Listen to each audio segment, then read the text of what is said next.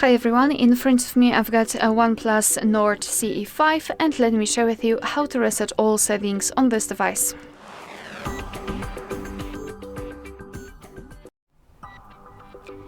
So let's begin with opening the settings, and here let me go back to show you the full path. Here in the settings we have to scroll down to the very bottom to find System and Update. Here we have to tap on Backup and Reset. And here we've got the option Reset Phone, so let's tap on it.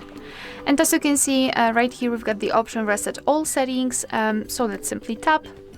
Let's enter the screen lock to confirm, and your device will ask you whether you want to reset all settings. Of course, don't worry, your device will not remove any kind of personal data, any photos, any videos, any documents, simply the settings like, for example, screen timeout, like system navigation, I believe, etc. So no worries, just tap on reset, and simply wait until this option will be accomplished.